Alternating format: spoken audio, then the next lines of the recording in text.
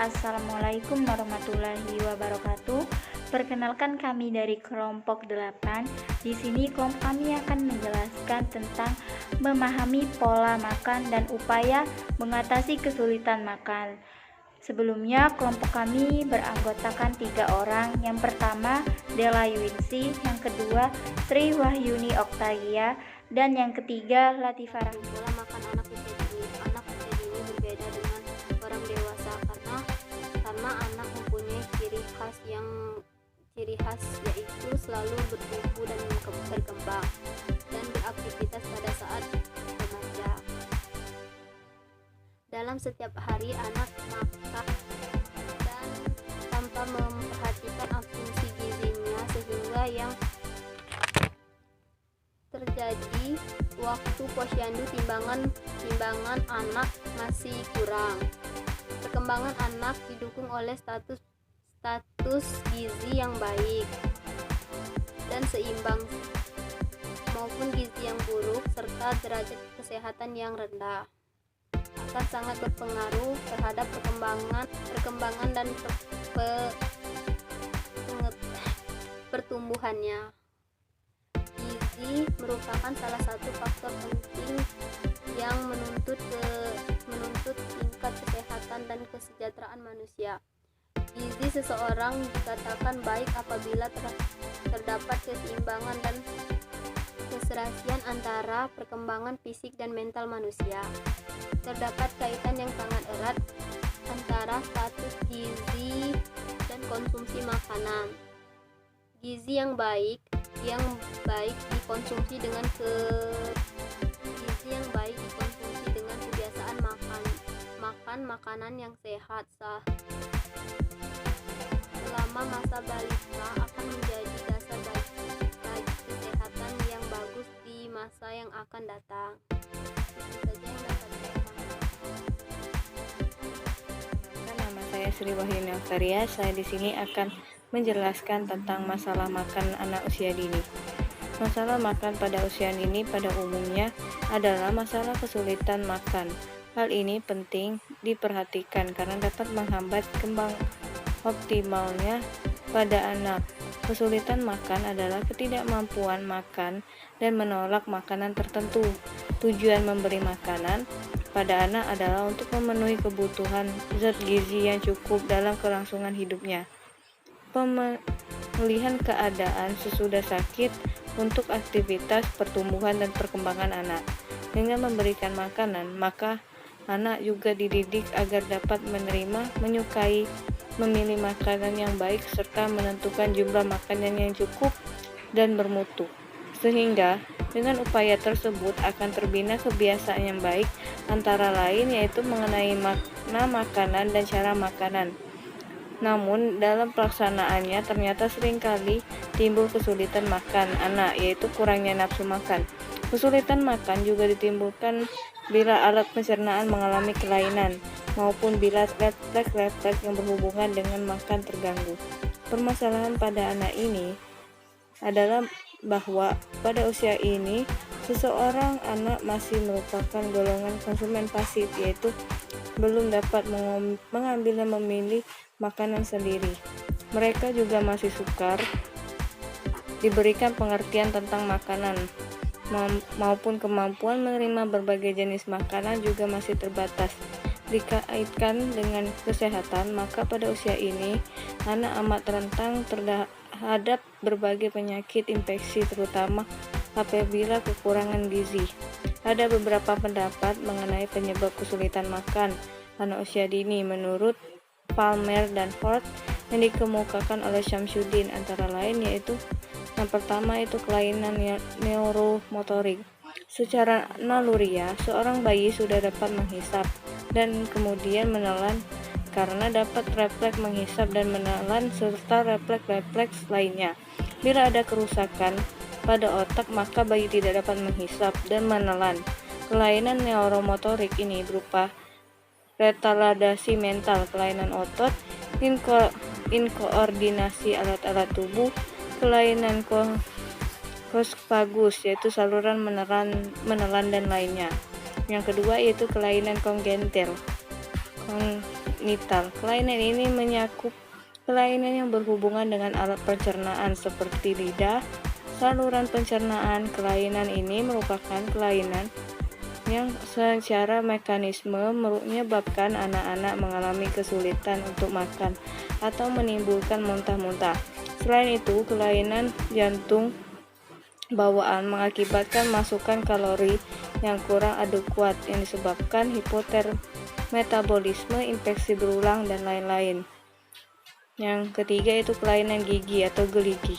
Kerusakan pada gigi atau ketidaksempurnaan gigi yaitu tanggal akan menyulitkan anak mengunyah atau menggigit makanan, dan anak akan merasa sakit dan giginya segan untuk makan, terutama untuk anak balita. Anak usia ini masih sulit untuk dibawa berobat ke dokter gigi. Yang keempat yaitu penyakit infeksi akut dan menahun. Pada infeksi akut, saluran napas bagian atas sering menimbulkan kurang nafsu makan atau anoreksia dan sulit menelan. Infeksi ini mempersukar anak untuk menerima makanan. Yang kelima itu defisiensi nutrien dan gizi. Defisiensi golongan nutrien yang pokok seperti kalori dan protein menimbulkan gejala anoreksia karena produksi enzim pencernaan dan asam lambung yang kurang, dan anak dalam keadaan apatis. Demikian juga anemia defisiensi zat besi. Yang terakhir yaitu psikologi. Sering kali terjadi kelainan psikologi disebabkan kekeliruan pengelolaan orang tua dalam hal mengatur makanan anaknya. Ada orang tua yang bersikap terlalu melindungi, dan ada orang tua yang terlalu memaksakan anaknya makan terlalu banyak melebihi keperluan anak. Juga apabila anak jauh dari ibunya, dapat terjadi tidak ada nafsu makan. Perasaan takut berlebihan pada makanan juga dapat menyebabkan anak tidak mau makan. Itulah yang dapat saya sampaikan. Terima kasih. Pencernaan. Kelainan ini merupakan kelainan yang secara mekanisme menyebabkan anak-anak mengalami kesulitan untuk makan atau menimbulkan muntah-muntah. Selain itu, kelainan jantung bawaan mengakibatkan masukan kalori yang kurang adekuat yang disebabkan hipotermetabolisme, infeksi berulang, dan lain-lain. Yang ketiga itu kelainan gigi atau geligi. Kerusakan pada gigi atau ketidaksempurnaan gigi yaitu tanggal akan menyulitkan anak mengunyah atau menggigit makanan, dan anak akan merasa sakit dan giginya segan untuk makan, terutama untuk anak balita. Anak usia ini masih sulit untuk dibawa berobat ke dokter gigi. Yang keempat yaitu penyakit infeksi akut dan menahun. Pada infeksi akut, saluran napas bagian atas sering menimbulkan kurang nafsu makan atau anoreksia dan sulit menelan. Infeksi ini mempersukar anak untuk menerima makanan. Yang kelima itu defisiensi nutrien dan gizi. Defisiensi golongan nutrien yang pokok seperti kalori dan protein menimbulkan gejala anoreksia karena produksi enzim pencernaan dan asam lambung yang kurang, dan anak dalam keadaan apatis. Demikian juga anemia defisiensi zat besi. Yang terakhir yaitu psikologi. Sering kali terjadi kelainan psikologi disebabkan kekeliruan pengelolaan orang tua dalam hal mengatur makanan anaknya. Ada orang tua yang bersikap terlalu melindungi, dan ada orang tua yang terlalu memaksakan anaknya makan terlalu banyak melebihi keperluan anak. Juga apabila anak jauh dari ibunya, dapat terjadi tidak ada nafsu makan. Perasaan takut berlebihan pada makanan juga dapat menyebabkan anak tidak mau makan. Itulah yang dapat saya sampaikan. Terima kasih. Oke, baiklah, di sini saya akan melanjutkan penjelasan dari Saudari Sriwahyuni Oktaria. Di sini saya akan menjelaskan poin ketiga atau poin C, di mana poin ketiga ini faktor yang mempengaruhi kesulitan makan pada anak. Faktor yang mempengaruhi kesulitan makan pada anak itu ada dua. Yang pertama, faktor psikologis, dan yang kedua, faktor pengaturan makanan. Faktor contohnya seperti anak yang terlalu dipaksa untuk menghabiskan makanannya dan makanan yang disajikan itu bukan makanan yang diinginkannya. Menurut redaksi Health Secret itu, faktor yang mempengaruhi sulit makan pada anak itu salah satunya faktor psikologis, di mana penolakan makan biasanya bermula pada usia 3-4 tahun. Anak akan semakin menolak untuk makan jika orang tuanya memaksa untuk memberikan makanan. Ada yang menyatakan bahwa anak paling sering menolak makan saat di pagi hari sehingga harus dipaksa untuk memulai makan di pagi hari. Faktor yang kedua itu adalah faktor pengaturan makanan, di mana faktor pengaturan makanan ini contohnya dalam pemberian makan anak dan frekuensi makan anak. Frekuensi makan anak itu adalah jumlah makan sehari-hari atau bisa juga disebut dengan pola makan. Pola makan yang ideal menurut Tilong itu adalah 2 kali sehari, 3 kali sehari, dan lebih dari 3 kali sehari. Dan poin yang terakhir itu upaya mengatasi kesulitan makan pada anak, di mana akibat dari kesulitan makan itu akan jelas berpengaruh terhadap gizi anak. Karena itu perlu diusahakan upaya untuk mengatasi kesulitan makan ini. Upaya mengatasi kesulitan makan pada anak itu ada 2. Yang pertama, upaya dietik. Upaya ini yang berhubungan dengan pengaturan makanan, yaitu merancang makanan. Faktor-faktor yang perlu diperhatikan dalam pengaturan makanan itu, yang pertama, umur dan berat badan anak, kesehatan, penyakit anak, keadaan alat penerima makanan, mulut, gigi, usus, dan sebagainya, kebiasaan makan, selera makan, kesukaan aneka, ragam, atau variasi hidangan, kebiasaan penerima dan toleransi anak terhadap makanan yang diterima. Bila menemui kesulitan untuk mengenal menu sehat seimbang, dapat meminta bantuan dan berkontribusi dengan bantuan seorang ahli gizi. Dapat dirancang makanan anak yang memenuhi persyaratan, antara lain yang pertama, jumlah kebutuhan setiap nutrien yang disesuaikan dengan daftar kebutuhan nutrien dan besarnya makanan. Yang kedua, jenis bahan makanan yang akan dipilih dan untuk menerjemahkan nutrien yang diperlukan dengan menggunakan daftar komposisi bahan makanan, berbagai macam bahan makanan. Yang ketiga, bentuk makanan yang akan diberikan, yaitu dalam bentuk lunak dan disaring atau cair. Yang keempat, jadwal waktu makan dalam sehari. Yang kelima, cara pemberian makanan dengan cara biasa atau memakai alat. Dan yang kedua itu adalah upaya psikologi, di mana hubungan emosional antara ibu dan anak itu hendaknya baik. Ibu perlu sabar dan tekun, adakan suasana yang menyenangkan anak sehingga bersih, dan diberikan pujian apabila anak melakukan cara makan dengan baik serta cukup makan. Gunakan alat makan yang menarik dan disukai anak sesuai dengan kondisi anak sehingga memudahkan anak untuk makan. Cara mengatasi kesulitan makan anak itu dapat dikembangkan oleh menurut ahli.